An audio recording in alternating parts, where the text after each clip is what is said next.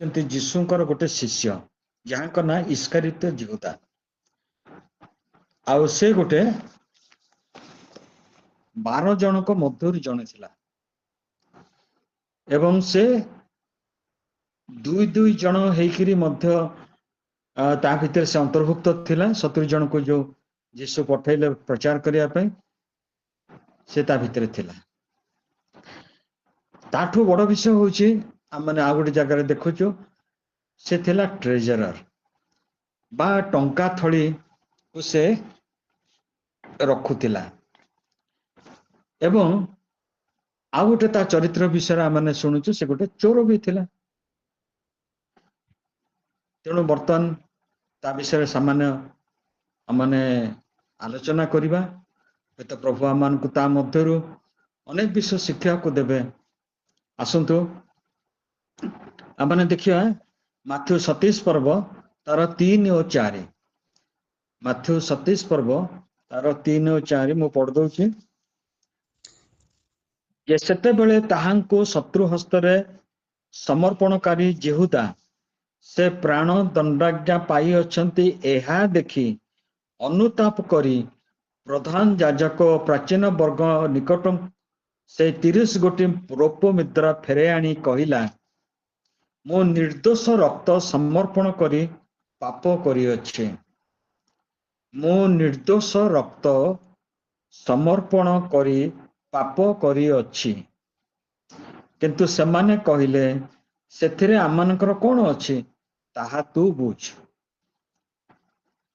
ଏଠି ଆମେ ଦେଖୁଛୁ ଗୋଟେ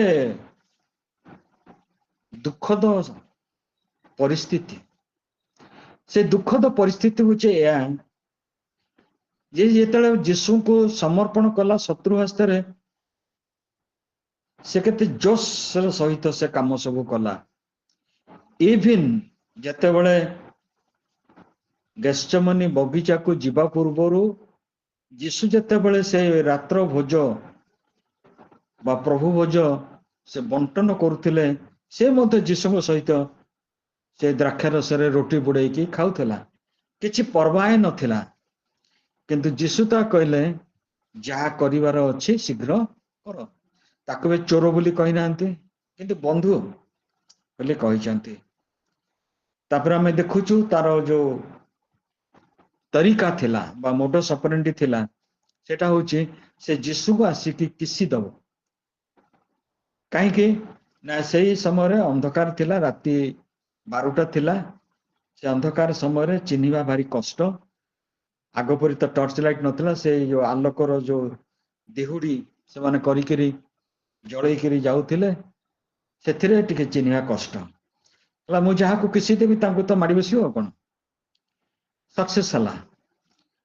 ଯୋଉ ପ୍ରୋଗ୍ରାମ ଟା ହେଇଥିଲା ସେଟା ସକ୍ସେସ୍ ହେଲା। ସେ ପ୍ରୋଗ୍ରାମ ଯେତେବେଳେ ହେଇଥିଲା ସେ ବିଷୟରେ ବାଇବଲ କିଛି କହିନି। କିନ୍ତୁ ହଠାତ୍ କିନା ସେ ତାର ଆବିର୍ଭାବ ହଉଛି ମାଥ୍ୟୁ 27 ପର୍ବର 3 ପଦରେ। କେତେବେଳେ ନା ରାତି ସାରା ଯୀଶୁଙ୍କର ବିଚାର ହେଇଛି। ସେ ବିଚାର ପରେ ପ୍ରଭାତ ହେଇଛି। ଆର୍ଲି ମର୍ଣ୍ଣିଂ ପ୍ରଭାତ। ସମସ୍ତ ସେଇ 27 ପର୍ବର 1 ପଦରେ ପ୍ରଭାତ ହୁଅନ୍ତେ ସମସ୍ତ ପ୍ରଧାନ ଯାଜକ ପୁଣି ଲୋକମାନଙ୍କର ପ୍ରାଚୀନ ବର୍ଗ ଯୀଶୁଙ୍କୁ ବଧ କରିବା ନିମନ୍ତେ ତାହାଙ୍କ ବିପକ୍ଷରେ ମନ୍ତ୍ରଣା କଲେ। ଏଭଳି ଯୋଉ ସମୟଟା, ସେଇ ସମୟଟା ହଉଛି ଗୋଟିଏ ବଡ ଗୁରୁତ୍ୱପୂର୍ଣ୍ଣ ସମୟ। କାହିଁକି? ଯୀଶୁ ସିନା ଧରା ହେଇଛନ୍ତି, କିନ୍ତୁ ବିଚାର ତ ହେଇନି ନା। ବଧ ତ ଏମାନେ କରିପାରିବେନି। ରୋମୀୟ ଲ ଅନୁସାରେ ଏମାନେ କରିପାରିବେନି। ରୋମୀୟ ମାନେ ହିଁ କରିବେ। ତେଣୁ ଏମାନେ ଗୋଟେ ପ୍ଲାନ କରୁଛନ୍ତି, କେମିତି ଯୀଶୁକୁ ମରାହବ ବା ହତ୍ୟା କରାଯିବ। ଠିକ ଏଇ ସମୟରେ ଗୋଟେ ଲୋକର ଅନୁତାପ ଆସୁଛି। ଏବଂ ସେ ଅନୁତାପ କୋଉ ଟାଇପର? ସେ କହୁଛି ମୁଁ ଗୋଟେ ନିର୍ଦ୍ଦୋଷ ରକ୍ତକୁ ସମର୍ପଣ କରି ପାପ କରିଅଛି। ଗୋଟେ ଗିଲ୍ଟ କନସାଇନ୍ସ। ପ୍ରତ୍ୟେକ ଅପରାଧ ପରେ ବିବେକର ଗୋଟେ ଦାଗ ଲାଗେ, ଢାବା। ପ୍ରତ୍ୟେକ ଅପରାଧ ଯେତେବେଳେ अपराध करी दे सारा परे विचार केतले केतले दोषी मध्य विचार रे निर्दोष किंतु ए जो दागटा रही गला विवेक रे से न जानती से रहिला केते दिन रहिबो चिरकाल रहिबो आपण माने अनेक पढ़िथिबे William Shakespeare Macbeth Lady Macbeth लोक दे हो बा जहां द्वारा हो से जने मनुष्य को हत्या कर दीछि आ ताको एते सुंदर भाव रे विलियम शेक्सपियर ताको चित्रण करचंती जे से रात्रि रे स्वप्न देखुची बिड़बिड़ होची आ निजे जाके हाथ को धोई पकाउची गोटे गोटे रक्त को मो हाथ रे लागी धोई पकाउची चित्कार भी करुची वो बहुत सान थी कटक रे थी से मत कॉलेज कैरियर मु गोटे से मैगजीन ना मोर मन पड़ुनी से मैगजीन रे मु पढ़ी गोटे जज आउ से प्रकृत रे जानिले जे गोटे लोक होची निर्दोषी किंतु से कौन कले जानी सुधा ताकू दंड दे देले आ दोषी को दोषमुक्त कर देले परवर्ती समय रे से आ बेसी दिन बंचिले नहीं मरी गले अच्छा गोटे पद्धति अच्छी बा प्रथा अच्छी प्रथा प्रथा जेते बळे कौन सी जज काहाकू दोषी तार पाई दोष पाइबो ताकू प्राण दंडर से निष्पत्ति दब आइदर ताकू दब आजीवन कारादंड नहले फांसी जदि फांसी दे देला एटे यथेष्ट प्रमाण थिबार अछि the rarest of the rare माने एभली जघन्य अपराध घटैबा लोक आउ नाही एई लोकटा ही से मु सेइथि पई का मो मनरे हला जे आकू प्राण दंड दिया जाऊ फांसी द्वारा एठी मो पाखरे पेन नै देखै थाते नाले एडो केबेकार गोटे ट्रेडिशन अछि से जज जेंति लेखि दबो आ ताको पढ़ाई जीवो से जज कौन करिवो ना से मुन्नटा को से जो पेन रो मुन्नटा को भांगी दबो आइदर से टेबल रे पिटिकी ताको मुन्न भांगी दबो नहले आकरू थिला कलम काली से मुन्नटा को भांगी दबो हाथ रे काहे की भांगीबो जा एमिति जो मनुष्य को तार जीवन नबार भारटा तो मो पाखे नहीं मते सिना जज करके बसा है किंतु मु तो समस्त जीवन नहीं पारि मुझे जो दोष कली सेमिति ए कलम रे आउ के न लेखु सेटा से भांगी दिए अभिज्ञा तो बहुत भल कहीं डट पेन तक पिटी देले ता मुनटा को भांगी जाओ एटा हमर भारतीय पद्धति रे अछि आउ को देश रे थिबो न थिबो मु जानि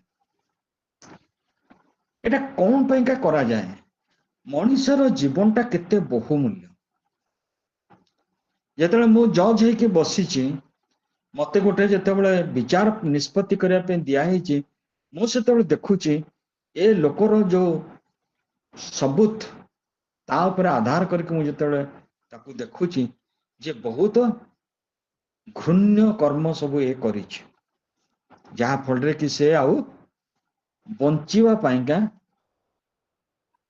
नुहे ताको प्राण दंड दरकार एई जो बाबू बर्तन फेरी आछंती इस्कारियोत यहूदा बाबू जे कि थिले एक्स डिसाइपल ऑफ जीसस से गोटे बढ़िया कथा कहउचंती से कहउचंती जे चारिपदरे मु निर्दोष रक्त समर्पण करी पाप करी अछि तो केतले जानलु से निर्दोष बोलिका जस्ट रातिटा तो कटिला और का सकाळ हेछि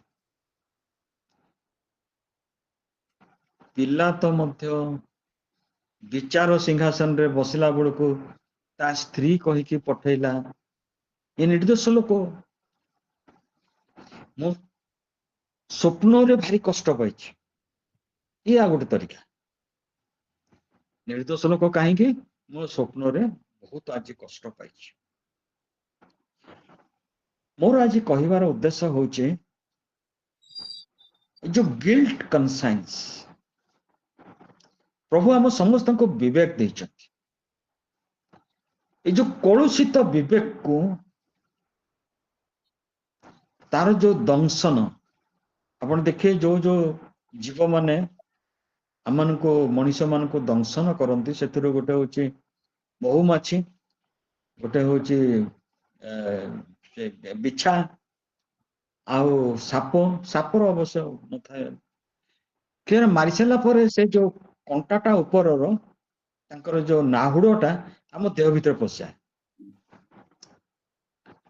सेमिति अपराध कला परे से अपराधर जो नाहुड़ से आम विवेक भितर पशि जाए से आउ न बाहर नले लेडी मैकबेथ से एते व्यस्त होके कहूँ मो हाथ रू केमती रक्तटा बाहरी जाऊ से स्वप्न रे कही चलची मो हाथ को धोची किंतु रक्त बाहर से जो जज निर्दोष को दोषी करदेला शीघ्र मरीगला से कौन गोटे गछ मूल विश्राम नौ घर को आसला बेलू से अशरीर आत्मा ताको कहूची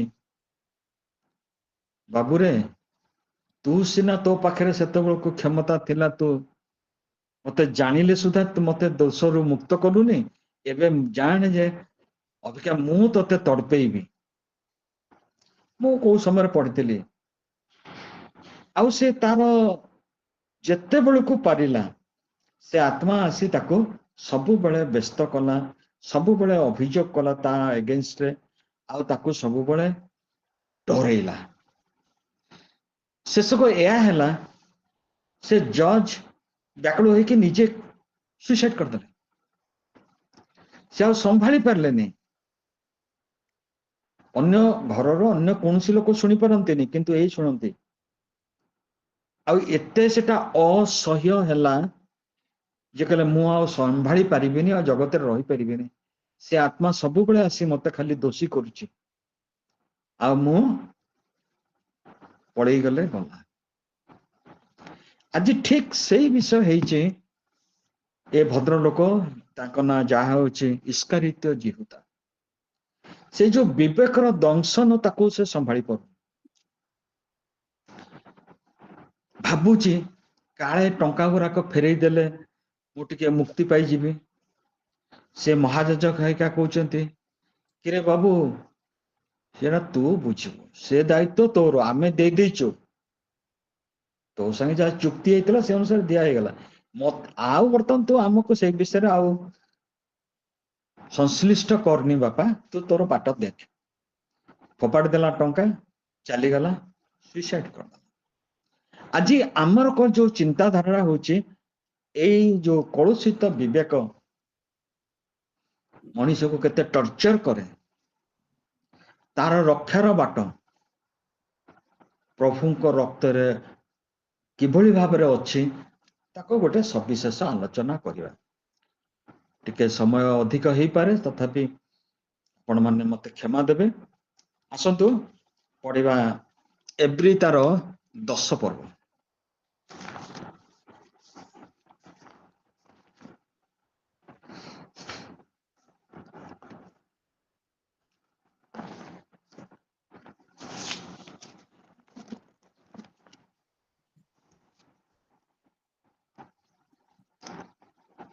से 10 पर्वर 2 पद पढ़िबा गुरु मु टिके एक पदटा भी कर दूची कारण व्यवस्था आगामी उत्तम उत्तम विषय छाया स्वरूप होई सेही सब विषय अविकल प्रतिमूर्ति न हेबारु जाजक मानकर वर्ष को वर्ष सर्वदा सही एक प्रकार बलि उत्सर्ग करने द्वारा उपासक मानक कदापि सिद्ध करि पारे नाही प्रति वर्ष दरकार बलिदान दरकार मंदिर आसवा दरकार बलि पशुटी आनिबा दरकार याजक पुणी तुम पाइका आउ थे से पाप पाइका से क्षमा प्रार्थना करिवो।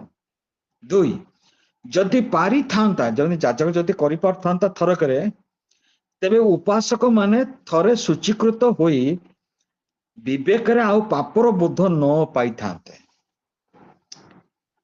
आ कहीं पाइबे थरे तो तांकर पापर विवेक पुणी कोठी ना विवेक रे पापर बोध न पाइबारु से सब बलि उत्सर्ग कौन निवृत्त होई न था थरे तो मोर विवेक क्लियर हो गला मोर याजक से मोर बलि नहीं करी मो पाइका से ताकू उत्सर्ग करदेले रक्त मो ऊपर सिंचन करदेले जहाँ जहाँ सब प्रथा अच्छी से सब करिया द्वारा मोर तो विवेक क्लियर हो गला किंतु हो नथिला कारण वृष हाँ 3 किंतु सही सब बलि रे वर्ष को वर्ष पाप स्मरण करा जाए ये नॉट गोइंग पाप ए विवेक मध्य स्टेइंग पाप कारण वृष और छागर रक्त जे पाप हरण करिवो यह असंभव गोटे बलि पशुर रक्त आमर जे पाप हरण करिवो एटा असंभव सेथिपाई ख्रीष्ट जगत को आगमन करी कहंती बलिदान नैवेद्य न लोड़ी मो निमंते एक शरीर प्रस्तुत कल माने मरियम गर्भ गोटे गर्भ तांको दरकार थिला आ मरियम गर्भ से प्राप्त हेले ता मध्य से आसिले होम बलि और पापार्थक बलि रे तुम्बे संतुष्ट ना हो सेतेबेले मु कहली देखो शास्त्र रे मो विषय लेखा अछि हे ईश्वर तुम्हार इच्छा साधन करिया को मु आसी अच्छे एटा होचे जीशुंकर आगमन पाइका और से जो कार्य करिवे पितांकर जो रिडेम्पटिव प्लान टाको से फुलफिल करिवे परित्राण जो योजनाटा टोटाल योजनाटा को से केमती सफल करिवे आर गोटे विषय रे ए एब्री 10 रे सब उल्लेख कराए बर्तमान आम आसीबा 17 पद 17 18 19 सेमानक पाप सेमानक अपराध सब आंबे आउ स्मरण करिबा नाही भले कि मन रखंतु नले मु पचारिबे प्रश्न एब्री 10 रो 17 रे लेखा हला सेमानकर पाप सेमानक अपराध सब आंबे आउ स्मरण करिबा नाही मन रखिले बर्तमान मु पुणी आउ गोटे पद को जिबे सेटा आपण पाइबे जिरिमिय तार 2 पर्वर 22 पद जो मन पाखरे बाइबल अछि से तो निश्चित ख्रिस्टियन आ ख्रिस्टियन मान ही बाइबल थाए दयाकरी ओपन करंतु जिरिमिय 2 पर्वर 22 पद प्रभु सदा प्रभु कहंती यद्यपि तुम्हें अपना को सोडा रे बेकिंग पाउडर और बहुत साबुन लगाओ तथापि आंभ दृष्टि रे तुम्भर अधर्म चिन्हित होई रही अछि एटा थिला जिरिमिय भाववादींकर लेखा कि जेतला में एव्री पुस्तक को आसुचु सेते बेलको अनुग्रह जुग पळै आसीछि सेते बेले जीशुंकर रक्त द्वारा आमने सूची विवेक प्राप्त होइछु कौन पाइछु आमे सूची विवेक जोटा के आमने प्राप्त हो नथुलु एब्री 10 रो 22 देखिबा आस गोटे इनविटेशन आस आंबे माने हृदय प्रक्षालन द्वारा कलुषित विवेक रु जो विवेक रे जो नाहुड़ पशिची अपराधर नाहुड़ कलुषित हो जाइछि हमर विवेक ताको सूचीकृत और निर्मल जल रे धौत शरीर होई सरल हृदय सह पूर्ण विश्वास रे ईश्वरंकर निकटवर्ती हो मु आपण मान को कौन प्रश्न पचारे पे कहिथिली जे 10 रो 17 रे लेखा हिचे सेमानक पाप सेमानक अपराध सब आंबे आउ स्मरण करिबा नहीं किंतु जिरिमेर प्रभु लिखुचंती ପ୍ରଭୁଙ୍କର ବାକ୍ୟ କହୁଛି ତମେ ସୋଡ଼ା ଦିଅ, ସାବୁନ ଲଗାଅ, ଯାହା କରୁଛ କର, କିନ୍ତୁ ତୁମେ ଆପଣଙ୍କୁ ସୋଡ଼ାରେ ବହୁତ ସାବୁନ ଲଗାଇ ତଥାପି ଆମ୍ଭ ଦୃଷ୍ଟିରେ ତୁମେ ଅଧର୍ମ ଚିହ୍ନିତ ହୋଇ ରହିଅଛ। What a great privilege! ଆମେ ଅନୁଗ୍ରହ ଯୁଗରେ ଯୋଉମାନେ ଆଜି ବଞ୍ଚିଛୁ, ଆମମାନଙ୍କ ପାଇଁ କେତେ ବଡ଼ ସୁଯୋଗ। ଆମମାନଙ୍କ ପାଇଁ ସେ ବଳିର ପଶୁର ରକ୍ତ ଦରକାର ନାହିଁ। ଆମମାନଙ୍କର ଅପରାଧ ଯେତେବେଳେ ହବ ବା ଆମେ କରିବା, ତା ପାଇଁ କେଡ଼େ ସୁନ୍ଦର ବ୍ୟବସ୍ଥା ବାଇବଲରେ ଲେଖା ହେଇଛି। ଆପଣ ପଢନ୍ତୁ, ଆପଣ ଆତ୍ମାରେ ଶାନ୍ତି ପାଇବେ। ମୁଁ କହିପାରିବିନି ଯେ ମୁଁ ବିନୟ ରାଉଳ ମୁଁ 100% ହଉଛି ପିଓର ଆଉ ଧାର୍ମିକ ହିସାବରେ ମୁଁ କହିପାରିବିନି, ଏଟା ମୋର ମୂର୍ଖାମୀ। କେତେବେଳେ ମଧ୍ୟ ଦାଉଦ ମରଣ ବେଳକୁ ମଧ୍ୟ ସେ ଜନଗଣନା କରିକି ପ୍ରଭୁଙ୍କର ଅସନ୍ତୋଷର ବିରୋଧର କାମ କଲେ, ପ୍ରଭୁଙ୍କର ଅସନ୍ତୋଷ ଜନ୍ମାଇଥିଲେ। ଆମମାନଙ୍କୁ କହିହବନି, କିନ୍ତୁ ପ୍ରଭୁ ଆମମାନଙ୍କର ଅପରାଧ ସବୁ ଲେଖୁଛନ୍ତି। ଏଭ୍ରି 10 ପର୍ବର 17 ପଦରେ ସେମାନଙ୍କର ପାପ ଓ ସେମାନଙ୍କ ଅପରାଧ ସବୁ ଆମ୍ଭେ ଆଉ ସ୍ମରଣ କରିବା ନାହିଁ। କୋଉ ପ୍ରଭୁଙ୍କୁ ଆମେ ସେବା କରୁଛୁ ଆପଣ ଚିନ୍ତା କର। What a great God we are serving! ଆମ ଜୀବନର ସମସ୍ତଙ୍କର ପାପ ଦୋଷ ଅଛି। କେହି ଆମେ ଛାତି ପିଟି କହିପାରିବାନି ଯେ କିଛି ନାହିଁ ବୋଲିକା, ସେଟା ଭୁଲ। କିନ୍ତୁ ପ୍ରଭୁଙ୍କର ପ୍ରତିଜ୍ଞାଟାକୁ ଆମେ ସଦା ସର୍ବଦା ତାକୁ ରିପିଟ କରିବା, ଘୋଷିବା। ସେମାନଙ୍କର ପାପ, ସେମାନଙ୍କ ଅପରାଧ ସବୁ ଆମ୍ଭେ ଆଉ ସ୍ମରଣ କରିବା। ଏହି ସମସ୍ତ ମୋଚନ ହେବା ସ୍ଥଳେ ପାପ ନିମନ୍ତେ ଆଉ ବଳି ଉତ୍ସର୍ଗ କରିବା ଅନାବଶ୍ୟକ। ଆଉ ବଳି ଦରକାର ନାହିଁ। ଈଶ୍ୱରଙ୍କ ନିକଟବର୍ତ୍ତୀ ହବା। 19 ଅତଏବ ହେ ଭାଇ ମାନେ, ଯୀଶୁ ବିଚ୍ଛେଦ ବସ୍ତ୍ର ଅର୍ଥାତ୍ ଆପଣା ଶରୀର ଦ୍ୱାରା ଯୋଉ ନୂତନ ଜୀବନଦାୟକ ପଥ ଆମମାନଙ୍କ ନିମନ୍ତେ ପ୍ରସ୍ତୁତ କରିଛନ୍ତି, ନୂତନ ପୁଣି ଜୀବନଦାୟକ ପଥ, ଯୋଉ ପଥରେ ଗଲେ ଆମେ ଜୀବନ ପାଇବୁ, ସେହି ପଥରେ ଯୀଶୁଙ୍କ ରକ୍ତ ଦ୍ୱାରା 20 ଯୀଶୁଙ୍କ ରକ୍ତ ଦ୍ୱାରା ମହାପବିତ୍ର ସ୍ଥାନରେ ପ୍ରବେଶ କରିବା ନିମନ୍ତେ ଆମମାନଙ୍କର ସାହସ ଥିବାରୁ, ପୁଣି ଈଶ୍ୱରଙ୍କ ଗୃହ ଉପରେ ନିଯୁକ୍ତ ଆମମାନଙ୍କ ଜଣେ ମହାନ ଯାଜକ ଥିବାରୁ, ଆସ। ପୁଣି ଇନଭିଟେସନ, ଆମମାନେ ହୃଦୟ ପ୍ରକ୍ଷାଳନ ଦ୍ୱାରା କଳୁଷିତ ବିବେକରୁ ଶୁଚୀକୃତ ଓ ନିର୍ମଳ ଜଳରେ ଧୌତ ଶରୀର ହୋଇ ସରଳ ହୃଦୟ ସହ ପୂର୍ଣ୍ଣ ବିଶ୍ୱାସରେ ଈଶ୍ୱରଙ୍କ ନିକଟବର୍ତ୍ତୀ ହଉ। ତାପରେ ଯଦି ଦେଖିବା 25 କେହି କେହି ଯେପରି ଆମମାନଙ୍କର ମଣ୍ଡଳୀ ଉପାସନା ପରିତ୍ୟାଗ କରିଥାନ୍ତି, ଆମ୍ଭେମାନେ ସେପରି ନ କରୁ, ବରଂ ପରସ୍ପରକୁ ଉତ୍ସାହ ଦଉ। ପରସ୍ପରକୁ ଉତ୍ସାହ ଦଉ। ଆଉ 24 ହଉଛି ପରସ୍ପର ବିଷୟରେ ମନୋଯୋଗ କରୁ। 25 ହଉଛି ପରସ୍ପରକୁ ଉତ୍ସାହ ଦଉ, ପରସ୍ପର ବିଷୟରେ ମନୋଯୋଗ କରୁ।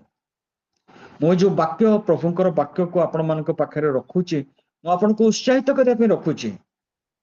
ଆପଣମାନେ ମଧ୍ୟ ଶୁଣିକିରି ତାକୁ ଆଉ କାହାକୁ କହିକିରି ତାକୁ ବି ଉତ୍ସାହିତ କରିବେ। କାହିଁକି ନା ଯେହୁଦାର ଯୋଉ ଅବସ୍ଥା ହେଇଥିଲା, ତା ବିବେକ ତାକୁ ଅଶାନ୍ତ କରିଦେଇଥିଲା। ଯେମିତି ଶୈତାନ ଆଉ ଆମମାନଙ୍କୁ ସେ ଅଶାନ୍ତ କରିପାରିବନି, ଆମେମାନେ ମଧ୍ୟ ସେ ଅନୁଗ୍ରହଦାତା ପରମେଶ୍ୱରଙ୍କର ଯୋଉ ଶାନ୍ତି ସାନ୍ତ୍ୱନା ପାଇଛୁ। 10-25 ହଉଛି ପରସ୍ପରକୁ ଉତ୍ସାହ ଦଉ, 24 ପରସ୍ପର ବିଷୟରେ ମନୋଯୋଗ। କାଳେ ହୁଏତ ଆମମାନଙ୍କର ଏ ବାକ୍ୟ ଶୁଣିକିରି କିଏ ତାର ମୂଲ୍ୟବାନ ଜୀବନକୁ ରକ୍ଷା କରିଦବ, ସେ ପ୍ରଭୁଙ୍କ ପାଖକୁ ଆସିକିରି କ୍ଷମା ପ୍ରାର୍ଥନା କରିବ, ତାର ମୂଲ୍ୟବାନ ଜୀବନ ରକ୍ଷା ପାଇଯିବ।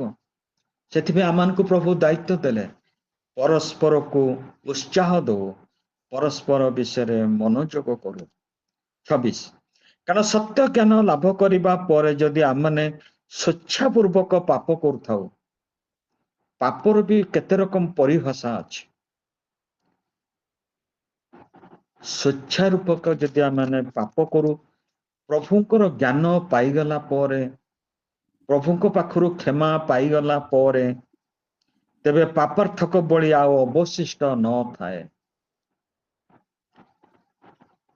ବରଂ ବିଚାରର ଏକ ପ୍ରକାର ଭୟଙ୍କର ପ୍ରତୀକ୍ଷା ଓ ବିପକ୍ଷ ମାନଙ୍କୁ ଗ୍ରାସକାରୀ ଅଗ୍ନିର ପ୍ରଚଣ୍ଡତା ଅବଶିଷ୍ଟ ଥାଏ।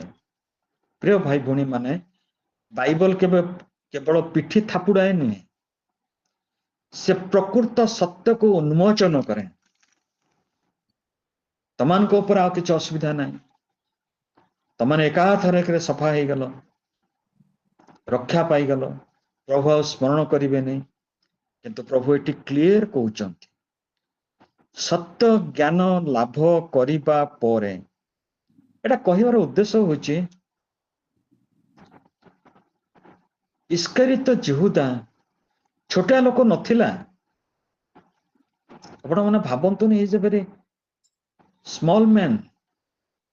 ସେ ପ୍ରଚାର କରିଛି, 3.5 ବର୍ଷ ଯୀଶୁଙ୍କ ସହିତ ରହିଛି। ପୁଣି ଯୀଶୁଙ୍କ ସହିତ ରହିବାର ଯୋଉ ଗୌରବ, ଯୋଉ ତାକୁ ଯୋଉ ସୁଯୋଗ ମିଳିଥିଲା, ଏଟା ଗୋଟେ ଛୋଟିଆ ବିଷୟ ନୁହେଁ। ଯେତେବେଳେ ପିତର କହୁଛନ୍ତି, ପ୍ରଭୁ ଆପଣ କଣ ମୋ ଗୋଡ ଧୋଇବେ? ତେବେ ତୋ ସାଙ୍ଗରେ ମୋର କିଛି ଅଂଶ ନାହିଁ। ନାଇଁ ପ୍ରଭୁ ଧୋଇ ଦିଅନ୍ତୁ, ମୋ ଶରୀରଟାକୁ ଧୋଇ ଦିଅନ୍ତୁ। କୁଡ଼ୁମସିଆ ଲୋକ ତ। ପ୍ରଭୁ କହୁଛନ୍ତି ନାଇଁ ନାଇଁ ନାଇଁ, ଯିଏ ମୋର ବାକ୍ୟ ଶୁଣିଛି ସେ ପବିତ୍ରକୃତ ହେଇସାରିଛି। ଅର୍ଥାତ୍ ମୋର କହିବାର ଉଦ୍ଦେଶ୍ୟ ହଉଛି, ଏ ମଧ୍ୟ ପବିତ୍ରକୃତ ହେଇସାରିଥିଲା, ସତ୍ୟ ଜ୍ଞାନ ପାଇ ସାରିଥିଲା।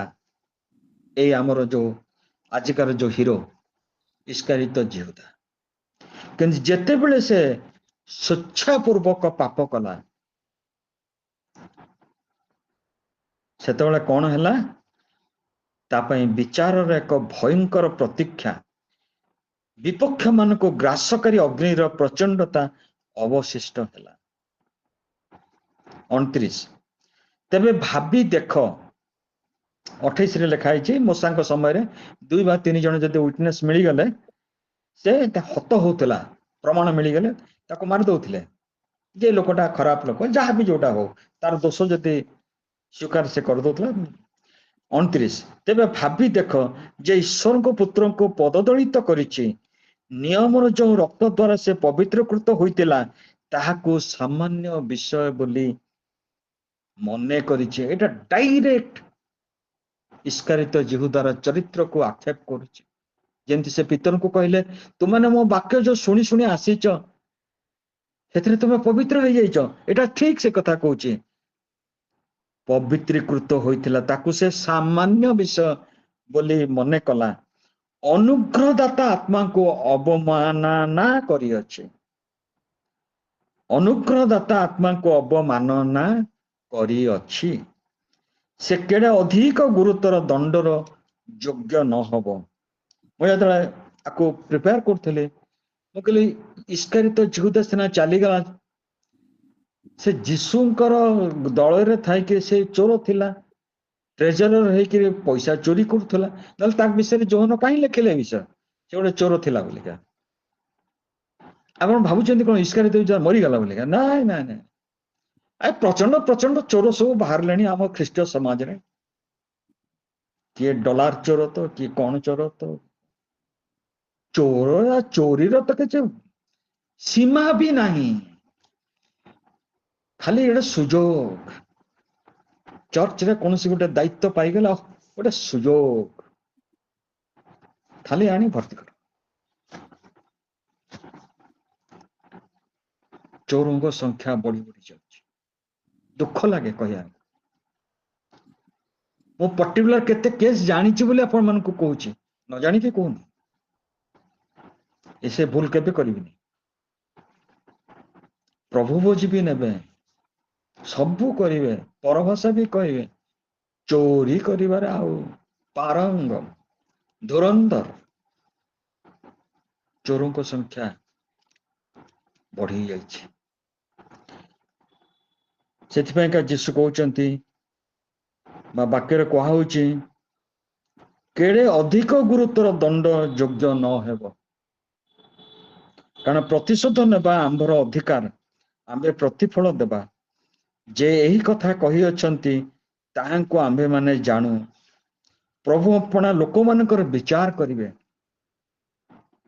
ଜୀବିତ ଈଶ୍ୱରଙ୍କ ହସ୍ତରେ ପଡ଼ିବା ଭୟଙ୍କର ବିଷୟ। କରୁଥାଉ ଚୋରି, ଦିନ ଆସିବ ସେ ଜୀବିତ ଈଶ୍ୱରଙ୍କ ହସ୍ତରେ ପଡ଼ିବ, ଆଉ ସେଟା ହଉଛି ଭୟଙ୍କର ବିଷୟ। କିନ୍ତୁ ଆଲୋକ ପ୍ରାପ୍ତ ହେଲା ଉତ୍ତାରେ ଯେତେବେଳେ ତୁମାନେ ନାନା ଦୁଃଖ ଭୋଗର ରୂପ କଠୋର ସଂଗ୍ରାମ ସହ୍ୟ କରିଥିଲ, ସେଇ ପୂର୍ବ ସମୟକୁ ସ୍ମରଣରେ ଆଣ। ଅତଏବ ତୁମାନଙ୍କ ସାହସ ପରିତ୍ୟାଗ କରନି। 35, ସେଥିରେ ମହା ପୁରସ୍କାର ଅଛି। 37, କାରଣ ଆଉ ଅତ୍ୟଳ୍ପ ସମୟ ମାତ୍ର, ଯାହାଙ୍କ ଆଗମନ କରିବାର ଅଛି ସେ ଆଗମନ କରିବେ। ଅତ୍ୟଳ୍ପ ସମୟ ମାତ୍ର, ବିଳମ୍ବ କରିବେ ନାହିଁ। ଆମ୍ଭର ଧାର୍ମିକ ବ୍ୟକ୍ତି ବିଶ୍ୱାସ ଦ୍ୱାରା ବଞ୍ଚିବ। କିନ୍ତୁ ଯେ ଯଦି କେହି ପଶ୍ଚାତପଦ ହୁଏ, ତାହେଲେ ଆମ୍ଭର ଆତ୍ମା ତାହାଠାରେ ସନ୍ତୁଷ୍ଟ ନୁହେଁ। God is not pleased। ଯଦି ଜଣେ ଜାଣି ଜାଣି ସବୁ ପାପ କରୁଛି, ଈଶ୍ୱର ଖୁସି ନୁହନ୍ତି। ମାତ୍ର ଯୋଉମାନେ ବିନାଶ ନିମନ୍ତେ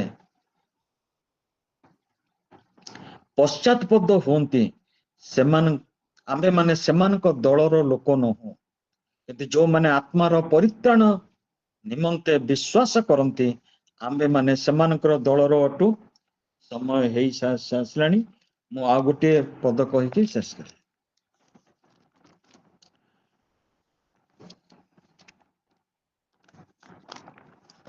ତା ଆପଣ ମାନେ ପାଇପାରିବେ ଜିହିଜିକେଲ ପୁସ୍ତକ। ଜିହିଜିକେଲ ପୁସ୍ତକର 18 ପର୍ବଟା ମତେ ଭାରି ଆନନ୍ଦ ଲାଗିଲା ଯେତେବେଳେ ତାକୁ ପଢୁଥିଲି। ମୁଁ ପଢି ଦଉଛି କାହିଁକି ସମୟ ହେଇ ଆସିଲାଣି। 18ରୁ ମୁଁ ପଢୁଛି। ମାତ୍ର ତାହାର ପିତା ନିର୍ଦ୍ଦୟ ଭାବରେ ଉପଦ୍ରବ କଲା, ଦୌରାତ୍ମ୍ୟ ଦ୍ୱାରା ଆପଣା ଭ୍ରାତାର ଦ୍ରବ୍ୟ ଅପହରଣ କଲା, ଆପଣା ଲୋକମାନଙ୍କ ମଧ୍ୟରେ ଅନୁଚିତ କାର୍ଯ୍ୟ କଲା। ଏଥିପାଇଁ ଦେଖ ସେ ଆପଣା ଅଧର୍ମରେ ମରିବ। 19, ତଥାପି ତୁମେ ମାନେ କହୁଅଛ, କେହେତୁ ପୁତ୍ର ପିତାର ଅଧର୍ମ ଭାର ବହେ ନାହିଁ। ପୁତ୍ର ଯେବେ ନ୍ୟାୟ ଧର୍ମାଚରଣ କରିଅଛି, ଆମ୍ଭର ବିଧି ସକଳ ରକ୍ଷା କରି ପାଳନ କରିଅଛି, ତେବେ ସେ ନିଶ୍ଚୟ ବଞ୍ଚିବ। What a righteous God and a just God। ଯେଉଁ ପ୍ରାଣୀ ପାପ କରେ ସେ ମରିବ। ପୁତ୍ର ପିତାର ଅଧର୍ମର ଭାର ବହିବ ନାହିଁ, କିମ୍ବା ପିତା ପୁତ୍ରର ଅଧର୍ମର ଭାର ବହିବ ନାହିଁ। ଧାର୍ମିକର ଧାର୍ମିକତା ତାହାରି ଉପରେ ବର୍ତ୍ତିବ। ଆପଣମାନେ ଯୋଉ ବିଶ୍ୱାସ ଦ୍ୱାରା ଧାର୍ମିକ ଜୀବନ କଟଉଛନ୍ତି, ସେଇଟା ଆପଣମାନଙ୍କର ପିଲାମାନଙ୍କ ଉପରେ ସେଟା ବର୍ତ୍ତିବ। 21, ମାତ୍ର ଦୁଷ୍ଟ ଯେବେ ଆପଣା କୃତ ସକଳ ପାପରୁ ଫେରେ, ଆମ୍ଭର ବିଧି ସକଳ ପାଳନ କରେ, ପୁଣି ନ୍ୟାୟ ଓ ଧର୍ମାଚରଣ କରେ, ତେବେ ସେ ନିଶ୍ଚୟ ବଞ୍ଚିବ, ସେ ମରିବ ନାହିଁ। ତାହାର କୃତ କୌଣସି ଅପରାଧ ତା ବିରୁଦ୍ଧରେ ସ୍ମରଣ କରାଯିବ ନାହିଁ। ସେ ଯେଉଁ ଧର୍ମାଚରଣ କରିଅଛି ତଦ୍ୱାରା ବଞ୍ଚିବ। ପ୍ରଭୁ ସଦାପ୍ରଭୁ କହନ୍ତି, ଦୁଷ୍ଟର ମରଣରେ କି ଆମ୍ଭର କିଛି ସନ୍ତୋଷ ଅଛି? ବରଂ ସେ ଆପଣା କୁପଥରୁ ଫେରି ବଞ୍ଚୁ, ଏଥିରେ କି ଆମ୍ଭର ସନ୍ତୋଷ ନାହିଁ? ସିମୋନ ପିତର ସେ ଯୀଶୁଙ୍କୁ ଅସ୍ୱୀକାର କରିଥିଲେ, କିନ୍ତୁ ଅନୁତାପ କରି ଫେରି ଆସିଲେ। ପ୍ରଭୁ ତାଙ୍କୁ ପୁଣି ଗ୍ରହଣ କଲେ, ତାଙ୍କ ରାଜ୍ୟ ପାଇଁ ସେ ମାଇଟଲି ବ୍ୟବହାର ହେଲେ। କିନ୍ତୁ ଏ ଅନୁତାପ କରିକା ଫେରି ଆସିଲାନି, ଏ ନିଜ ହାତରେ ନିଜ ପ୍ରାଣକୁ ସେ ନେଇଗଲା। ମାତ୍ର ଧାର୍ମିକ ଲୋକ ଯେବେ ଆପଣା ଧାର୍ମିକତାରୁ ଫେରି ଅଧର୍ମ କରେ, ଦୁଷ୍ଟ ଲୋକର କୃତ ସକଳ ଘୃଣାଯୋଗ୍ୟ କ୍ରିୟା ଅନୁଯାୟୀ ଆଚରଣ କରେ, ତେବେ ସେ କି ବଞ୍ଚିବ? ତାହାର କୃତ କୌଣସି ଧର୍ମ କର୍ମ ସ୍ମରଣ କରାଯିବ ନାହିଁ। ସେ ଯୋଉ ସତ୍ୟ ଲଙ୍ଘନ କରିଅଛି, ସେଇ ସତ୍ୟ ଲଙ୍ଘନରେ ସେ ଯୋଉ ପାପ କରିଅଛି, ତାହାର ସେଇ ପାପରେ ସେ ମରିବ। 26, ଧାର୍ମିକ ଲୋକ ଯେତେବେଳେ ଆପଣା ଧାର୍ମିକତାରୁ ଫେରି ଅଧର୍ମ କରେ ଓ ତହିଁରେ ମରେ, ସେତେବେଳେ ସେ ଯୋଉ ଅଧର୍ମ କରିଅଛି ତହିଁରେ ହିଁ ମରିବ। 28, ସେ ବିବେଚନା କରେ ଓ ଆପଣା କୃତ ସମସ୍ତ ଅପରାଧରୁ ଫେରେ, ଏଥିପାଇଁ ସେ ନିଶ୍ଚୟ ବଞ୍ଚିବ, ସେ ମରିବ ନାହିଁ। ତଥାପି ତୁମ୍ଭେ ମାନେ ଫେର। 30, प्रभु सदाप्रभु कहती तुम्हें माने फेर आपण मानकर समस्त अपराध विमुख हुआ तार अधर्म तुमकर विनाश जनक नोहिब फेरी आस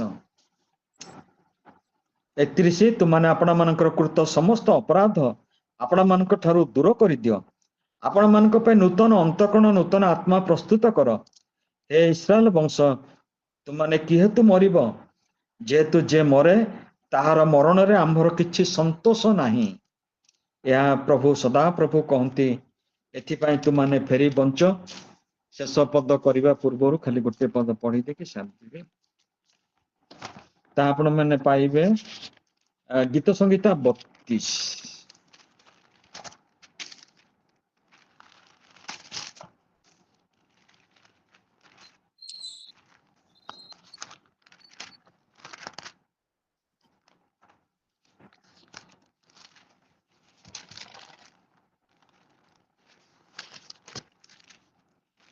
ये 32 ऊपर लिखा है पाप स्वीकार और क्षमा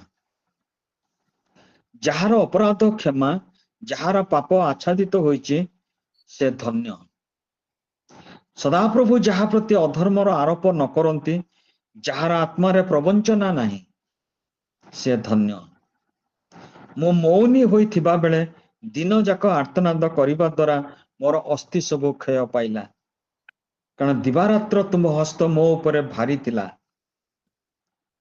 5 मु तुम निकट रे अपना पाप स्वीकार कली अपना अधर्म लुचाइली नहीं तापरे देखिबा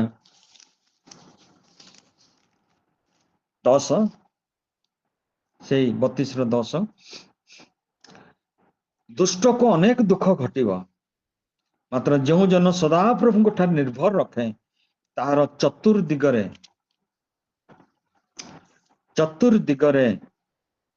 दया बेष्टन करिब हे धार्मिक गण सदाप्रभु ठारे आनंद कर ओ उल्लसित हो हे सरलांतकरण समस्ते तुमने आनंद ध्वनि कर तापर नेक्स्ट होचे 38 रो 4 पढ़ी के शेष करें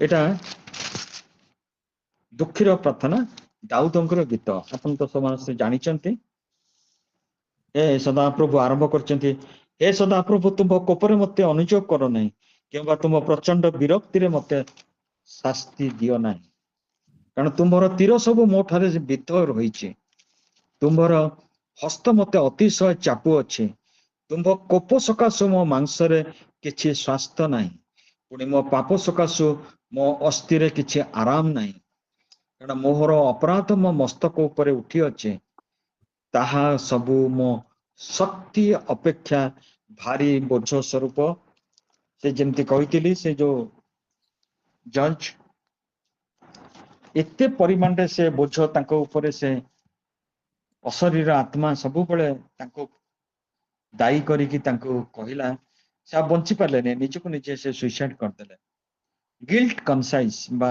कलुषित विवेक उपर आज माने किछि समय आलोचना कलु सेटा इस्करित जिहुदार हेइथिला से भी फील कला से जहा करछि भूल करिछि किंतु परवर्ती पदक्षेपटा ठीक कलानी सेटा आउथरे पुनी भूल करतला आज हमन को प्रभु कहिसंती वाक्य द्वारा मो निजर कथा कम रखिछि मात्र ईश्वर को वाक्य बेसी आपण मानन को पढ़ी के सुनिछि निश्चिंत प्रभु आपण मानन संगे कथा कहिथिबे प्रभु तांकर वाक्य द्वारा आपण मान को आहुरे आहुरे सजीव पवित्र तुष्टिकर कर आमेन गॉड ब्लेस यू।